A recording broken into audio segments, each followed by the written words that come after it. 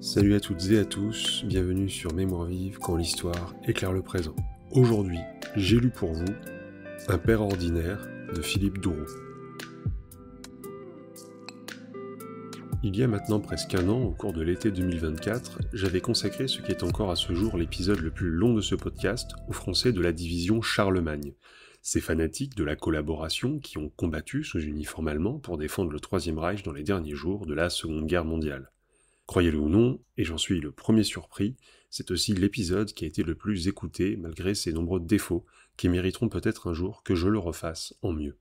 Travailler sur ce sujet avait été certes un vrai plaisir, mais aussi un vrai défi, car les sources fiables sur le sujet sont rares, noyées sous les kilomètres linéaires d'une littérature complaisante produite par des écrivains d'extrême droite ou des vétérans de la collaboration. J'avais pourtant réussi, sans sortir de chez moi, à rassembler assez d'infos fiables pour appuyer mes propos. Je restais tout de même sur ma faim. Vous n'imaginez donc pas l'excitation qu'a produit chez moi l'annonce de la sortie du livre dont je vais vous parler aujourd'hui. Un journaliste français, Philippe Dourou, dont le père, Alfred, dit Freddy, a combattu dans la LVF puis dans la division Charlemagne, y raconte son enquête sur les traces de ces hommes qui ont choisi l'Allemagne.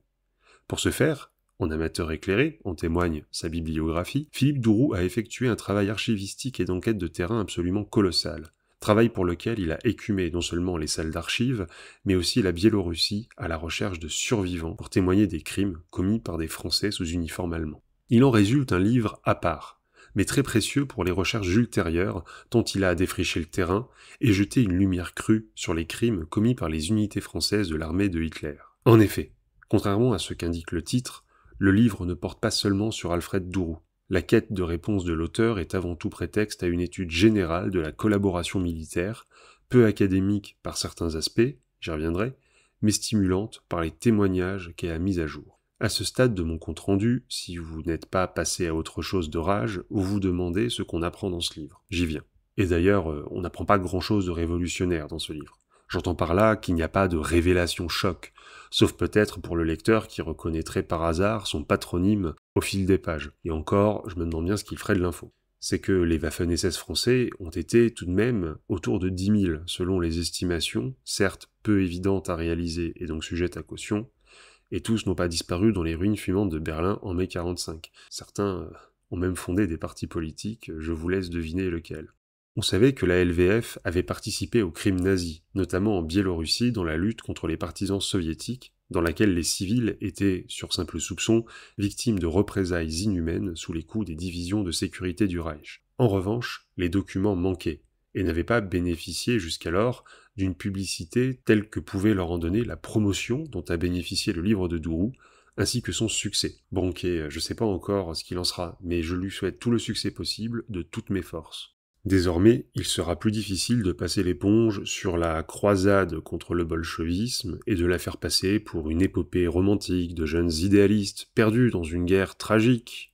Le titre de l'ouvrage, emprunté au travail de l'historien Christopher Browning sur le 101e bataillon de réserve de la police allemande et son rôle dans la Shoah, tend à replacer la trajectoire de Freddy et de ses camarades dans les événements auxquels ils ont participé, et dont ils n'ont pas été de simples spectateurs, comme le sous-entend la littérature hagiographique. Il ne dépeint pas non plus des monstres, bon ok, il y en avait quelques-uns, mais globalement, il dépeint des gens normaux, des produits de leur époque, et de leur environnement, pour certains, furieusement banal. Bon alors, que trouve-t-on dans ce livre ? Je vais la faire courte, pour une fois, enfin je vais essayer, car je voudrais que vous finissiez cet épisode avec l'envie irrépressible de vous plonger dans Un père ordinaire. Si un seul des auditeurs de cet épisode a fini par passer la porte d'une librairie pour se l'acheter à la suite de son écoute, je considérerais mon objectif comme rempli. D'ailleurs, qu'il n'hésite pas à me le signaler, ça me ferait très plaisir. Le livre est construit chronologiquement. Il commence comme de juste par étudier le contexte de naissance d'Alfred Dourou, son milieu, la petite bourgeoisie parisienne, mais aussi l'esprit de l'époque où il vient au monde, les années 20. Un monde qui change, peut-être un peu trop vite pour certains, ce qui nourrit les forces de la réaction. Freddy a 15 ans quand les nazis proclament les lois raciales de Nuremberg, excluant les juifs de la citoyenneté allemande. Le racisme, le jeune homme baigne dedans, comme l'essentiel des Français, enfin des Européens, enfin des habitants de la planète au XXe siècle. La France est un empire colonial, et elle peut s'enorgueillir de compter dans ses rangs deux grands théoriciens du racisme scientifique, Arthur de Gobineau et Georges Vacher de Lapouge. Ce dernier, auteur d'un livre intitulé l'Arien, son rôle social, ça ne s'invente pas, publié en 1899, prédisait et même préconisait déjà l'intégration de la France dans une Europe unifiée par l'Allemagne, seul bouclier sérieux contre les races slaves considérées comme inférieures qui menaceraient de déferler sur les vieilles nations européennes. À 16 ans, Freddy adhère au Parti populaire français, un parti d'inspiration fasciste fondé par un ancien communiste, un certain Jacques Doriot. Freddy fait partie de ces jeunes hommes inquiets, pour reprendre l'expression de son fils. Face à un front populaire qui met en échec pour un temps le patronat dans la guerre des classes, et qu'il doit voir d'ailleurs comme un signe avant-coureur du communisme, et face aussi aux transformations qui ébranlent la vieille société sur ses bases. Fasciste, Freddy l'est probablement aussi devenu par ses lectures, notamment celle du très belliciste Ernst Junger, du nationaliste Ernest Psicari, que tout le monde a oublié, et du romancier très droitier Monterland. Le point commun de ces auteurs, ce sont des anti-lumières. Leur culte n'est pas celui de la raison, mais de la force. Ils valorisent aussi la notion d'héroïsme, de sacrifice à une cause plus grande que soi. La vie brève, mais porteuse de sens. Bref, le bullshit habituel de ceux qui cherchent des fanatiques à envoyer au hachoir. Des fanatiques, on en cultive de manière industrielle, dans ces années-là. Passant rapidement sur la défaite de juin 40, Philippe Douroux aborde la naissance du premier contingent de volontaires français partis combattre sous uniforme allemand, la Légion des volontaires français contre le bolchevisme, que nous abrégerons en LVF. Avec l'invasion de l'URSS par les nazis, le 22 juin 1941, les fascistes français des différents groupuscules favorables à une collaboration militaire avec l'Allemagne veulent absolument en être. Le Troisième Reich est en train de créer ce qu'ils appellent l'Europe nouvelle, c'est-à-dire une Europe fasciste en fait, et le drapeau français doit être selon eux présent lors du défilé de la victoire à Moscou. Personne en effet, dans les premières semaines de l'offensive, n'imagine autre chose que la victoire allemande. Après moult négociations, les Allemands autorisent l'initiative et Vichy, d'abord réticent, finit par la soutenir du bout des lèvres. Les volontaires seront incorporés au 638e régiment d'infanterie de la Wehrmacht, prêteront serment de fidélité à Hitler, et leurs effectifs ne devront excéder que 15 000 hommes, nombre qu'elle n'approchera jamais en réalité. La LVF, en effet, peine à recruter. Elle attire, outre des militants des différents partis collaborationnistes, qui d'ailleurs se tirent littéralement dans les pattes, chacun cherchant à tirer la couverture à soi, elle attire aussi des repris de justice, des jeunes désœuvrés mais fanatiques, et y livrer quelques vétérans de l'armée coloniale ou de la Légion étrangère, il faut bien des gens expérimentés pour encadrer tout ça. Le gros de la troupe est soit trop jeune, soit trop vieux pour combattre, si bien qu'on ouvre le recrutement aux étrangers, y compris aux habitants de l'empire colonial français. Oui, vous avez bien entendu, malgré les lois raciales, des combattants africains vont partir devant Moscou défendre la race blanche. Je vous laisse un petit moment pour savourer l'ironie. Envoyé à 80 km de Moscou, dans un bled appelé Dudkovo, en décembre 1941, après 50 jours de formation au mieux, la LVF s'illustre par son inexpérience, son amateurisme, son indiscipline et enregistre des pertes colossales. Le bilan humain, perte de la moitié des effectifs engagés en seulement quelques jours tout de même, et les rapports allemands sont accablants pour la LVF qui ne sera plus jamais en première ligne. Plusieurs officiers et hommes de troupes sont d'ailleurs renvoyés en France, et ce qui reste sera désormais affecté à l'arrière du front dans la lutte contre les partisans en Biélorussie. Afin de réduire les maquis soviétiques, ils incendient des villages entiers et passent la population par les armes, comme leurs camarades allemands. Afin que ces noms commencent à rentrer dans la mémoire, je voudrais citer quelques oradours biélorusses où ils se sont tristement illustrés. La liquidation du ghetto de Katiukovichi, faisant 600 morts. L'opération Carlsbad, où, placés sous les ordres du tristement célèbre Dirlewanger, ils assassinent entre 500 et 600 personnes. Le massacre de prisonniers juifs, au camp de Krusina, en Pologne, en 1942, dont les plus fidèles de mes auditeurs ont déjà entendu parler. Les massacres de Czernowitzy et Sich, désolé pour la prononciation, en janvier 1943. Dans ce cas précis, sans ordre émanant du commandement allemand, une initiative purement française. Les témoignages exhumés par Philippe Douroux sur les assassinats, les pillages et les viols commis par la LVF sont accablants. Voilà ce que les survivants de la LVF, puis de la Charlemagne, et leurs hagiographes tentent de masquer par leur mythomanie crasse, poursuivant ainsi l'œuvre de la presse collabo, le ridicule et le crime. Je passe sur la trajectoire individuelle de Freddy, son engagement en mars 1943 dans une guerre perdue, les combats catastrophiques contre les soviétiques au cours de l'opération Bagration de juin 1944, le versement dans la SS, les derniers combats dans Berlin, la tentative des survivants d'empêcher les élections de la Constituante en octobre 1945 par un illusoire coup de force, le devenir des survivants partis se racheter en Indochine ou fondant divers partis d'extrême droite après-guerre.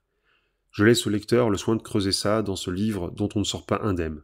Certes, par honnêteté intellectuelle, je me dois de signaler les quelques défauts du livre, car il en a, comme tous les livres, même les meilleurs. D'abord, une petite mise en garde au lecteur sur plusieurs erreurs assez surprenantes, des fautes de frappe ou des confusions a priori.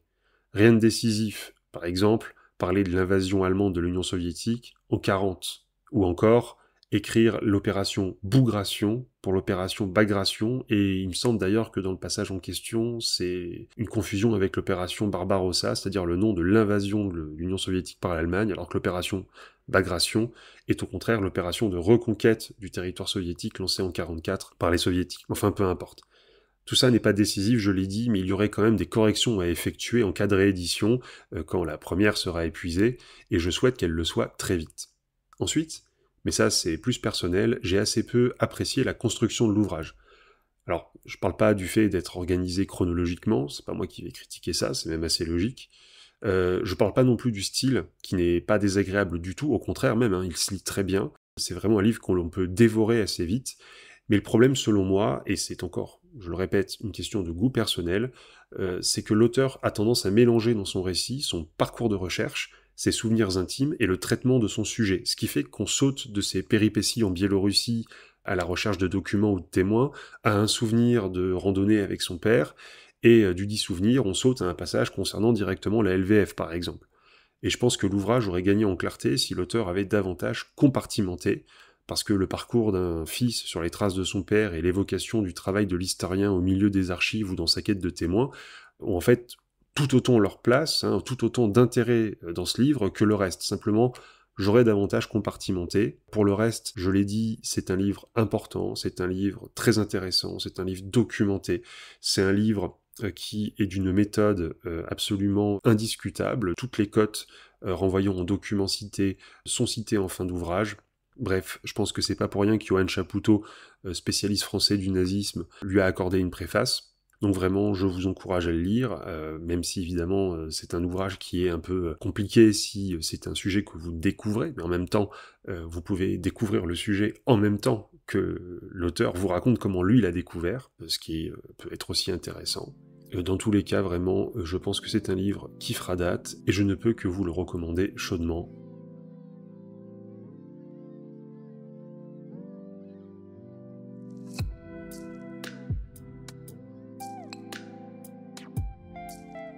C'est la fin de cet épisode sur Mémoire vive, j'espère qu'il vous aura plu et ou qu'il vous aura été utile. On se retrouve très vite pour la suite de notre série consacrée aux négationnistes, et il va bien falloir qu'on s'attaque au dossier Forisson. Ce sera pour dans une semaine ou deux, on verra comment j'arrive à gérer mon emploi du temps.